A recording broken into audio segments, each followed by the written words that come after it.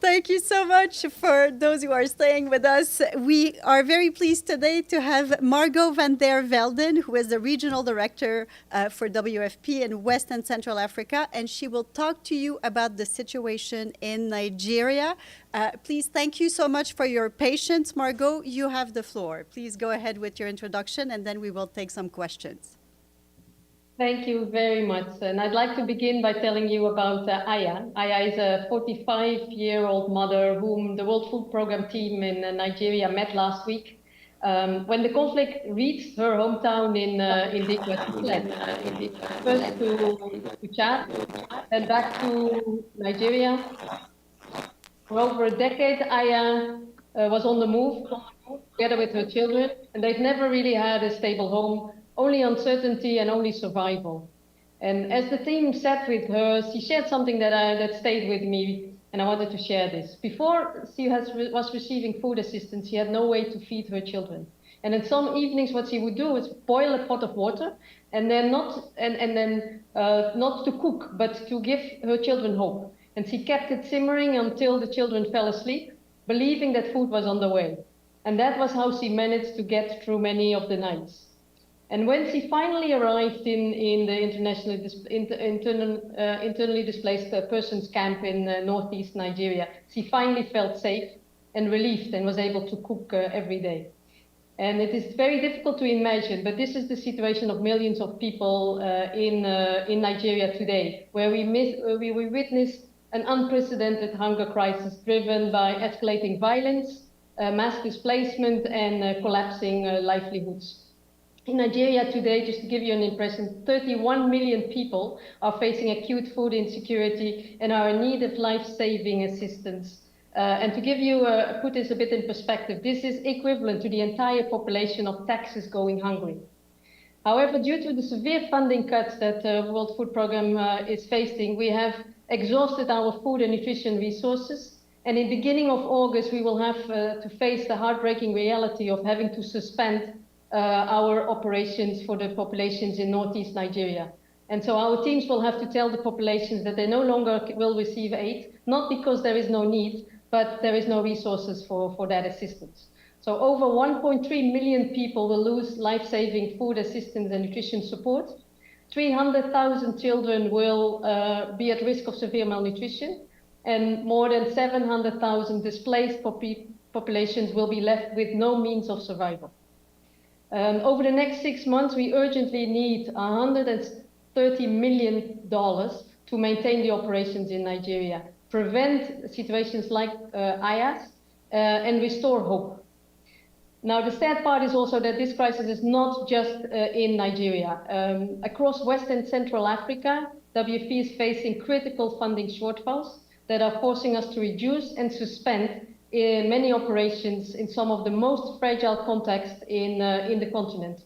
WFP aid in the region has dropped by 60% compared to last year. And now we are reaching only 5 million people, with Mali and Niger suffering cuts of over 80% in emergency support. In countries such as Mali, Mauritania, Niger, Cameroon, and Central African Republic, we are facing and we're seeing the same pattern: rising needs, shrinking resources, and growing risk of instability. In Mali, for example, we see that many of the severely vulnerable communities displaced or refugees are projected to go without food assistance during the lean season, the most critical time of the year. In Niger, for example, unless urgent funding is secured, emergency operations are risk coming to a halt in the next few weeks, just as humanitarian needs remain acute. Also in Central African Republic, thousands of refugees and returnees are at risk of losing support altogether. But even in Chad, where we continue to see a daily arrival of more than 1,000 refugees from Sudan, limited resources are stretched. And so this situation represents really more than a reduction in aid. It's a significant decrease in life-saving support for millions of people. And as you know, when food assistance disappeared in these types of situations, hunger deepens, tensions rise between the communities and they fracture, and instability increases, and making it very, very difficult for this region to have peace and resilience. Now, WFP is obviously fully committed to the region and to the people we serve, but without urgent and sustained donor support, we are really being forced to scale back and prioritizing really only the most life-threatening situations and leaving millions who are in dire need behind. We're ready to scale up. We're very present in the region, but we cannot do it alone. Many ayahs, like the mother in Borno, need us to act now before hunger turns into further instability and more forced population movements. As I'm concluding, I want to remember the millions of people in Aya's family situation in the West and Central Africa region, and I'm very happy to take any questions you may have. Thank you so much. Let me go first to Edie Lederer from AP. Thank you very much for doing this briefing on behalf of the United Nations Correspondents Association. A couple of questions on figures. You said Nigeria needs, you need $130 million for 6 months for Nigeria. What was the original appeal and how much money did you get? And do you have similar figures for the other countries that you just mentioned, including the Central African Republic, Mali, and whatever? And why do you believe that aid in the region has dropped so dramatically? I think you said 60%. Thank you.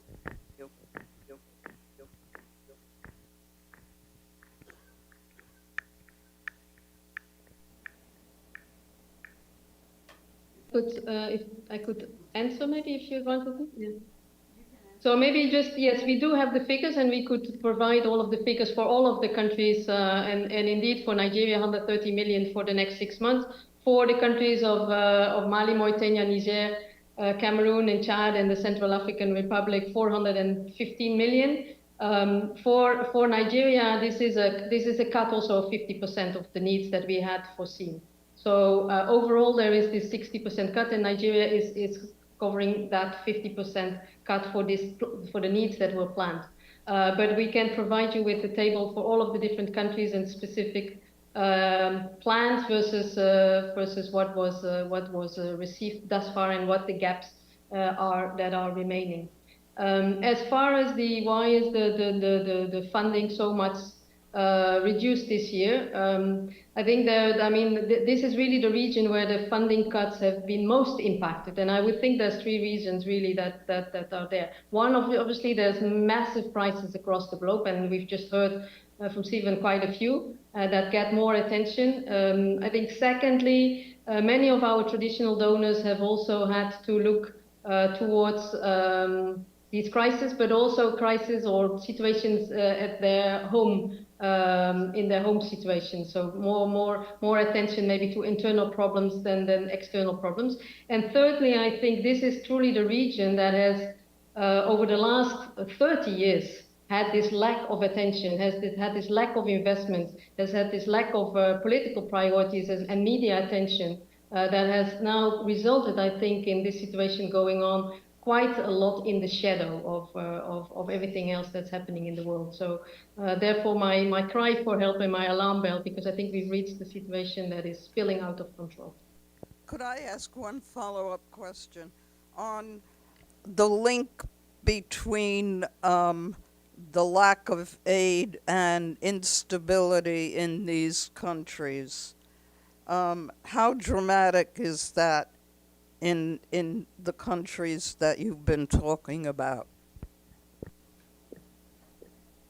Yeah, thank you very much. I mean, it's very difficult to link exactly the aid cuts, obviously, and then attribute instability and insecurity to those aid cuts. No, and particularly because we've had last year quite some support, and it's the last few months that we're seeing this reduction in support. So I think it's very difficult to make that link or solely put that towards the aid cuts.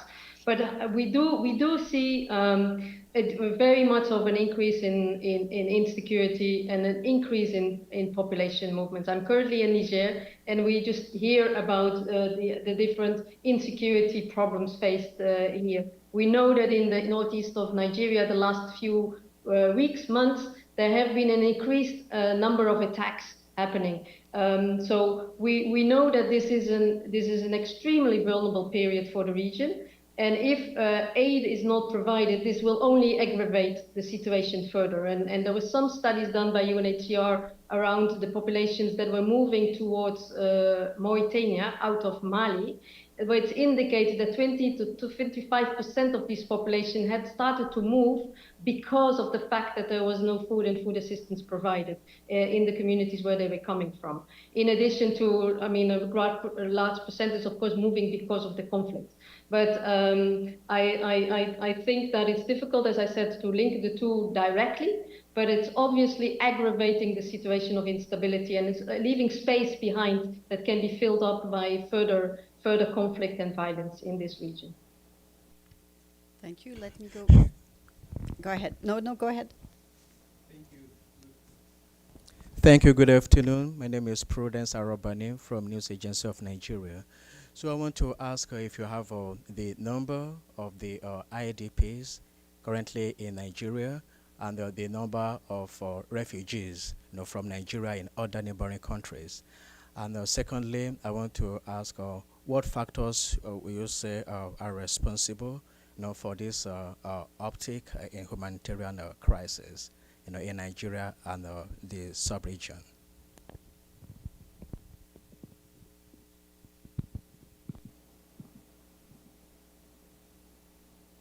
I don't know if I respond. Okay, so we are facing in the region. We have about 10 million people displaced, forcibly displaced, and a large percentage is in the northeast of Nigeria. We have about 2 million people that are displaced or that are in areas where they can hardly move away from, and so that is the bulk of the displaced populations are obviously in Nigeria, in the northeast Nigeria, as well as in Chad, where we receive about 1.7 million refugees from Sudan. But then there's also a number of internally displaced in Burkina, for example, and refugees in Mauritania. I got to the second question that you were asking. Oh, what was the reasons? I think so. The reason in Nigeria is, I think there's a number of those. One that is we see an uptake of the attacks of the armed groups in the northeast of Nigeria. That we have had a period of a little bit more calm, but we have seen from the beginning of the year we've seen an uptick of insecurity and violent attacks in the region. We've also, of course, been faced in Nigeria with this unfortunate high-level inflation of food prices, and hence there is a larger proportion of populations that have difficulties meeting their basic needs based on the high costs of a minimum food basket, and that is also aggravating. And then obviously we had also last year, as you know, the massive flooding in the northeast, which has also led to not only loss of harvests at that time, but also still is impacting the ability of people to plant and to cultivate this year. So it's a mixture of factors that I think come now together and have reached this point of where we have this increased needs exposed, and at the same time we're seeing a massively reduced funding forecast coming our way. The Nigerian government, in collaboration with the UN agencies and other partners, have the Dradicalization program, in especially the northeast Nigeria. But despite this program, which is meant to reintegrate repented Boko Haram members, but we still see upsurge in attacks. What is your assessment of this program? Do you think it's working? And if it is working, why do we still have an upsurge in attacks?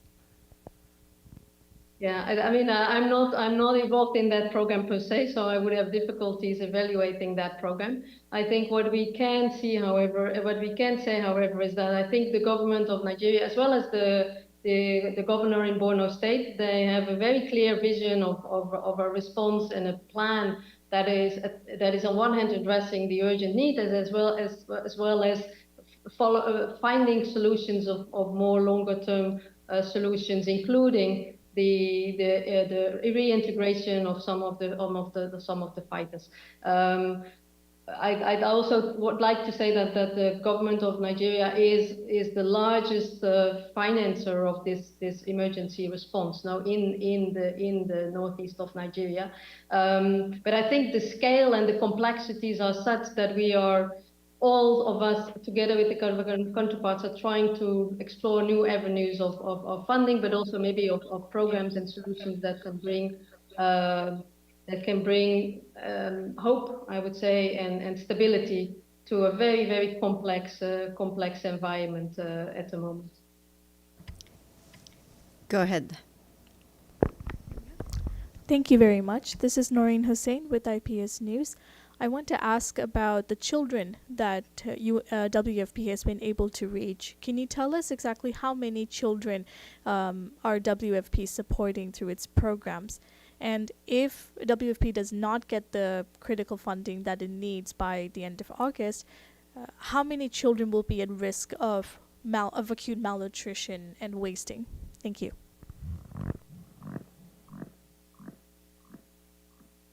Yeah, so at the moment we are indicating that without funding we have 300,000 children at an immediate risk of not getting the treatment that they are needing for moderate acute malnutrition. So that's the situation where we are, and that is the bulk, that is the entirety of the program in the northeast of Nigeria. Very good. Do we have more questions? Entirely of the malnutrition problem, but that is the sort of the needs that we are fulfilling, let's say, in the response plan, and those 300,000 children are now at risk of not receiving their malnutrition treatment unless resources are obtained between now and the end of the month, I would say. Very good. If we don't have additional question, Margot, thank you so much for joining us today. Thank you for your patience, for waiting for the end of the briefing. So we had with us Margot van der Velden, who is the WFP, World Food Program's Regional Director for West and Central Africa. And she spoke to us from Niger, from Niamey, right? If I'm not mistaken. Correct. Thank you so much. All right. Thank you so much, everyone. Have a good day.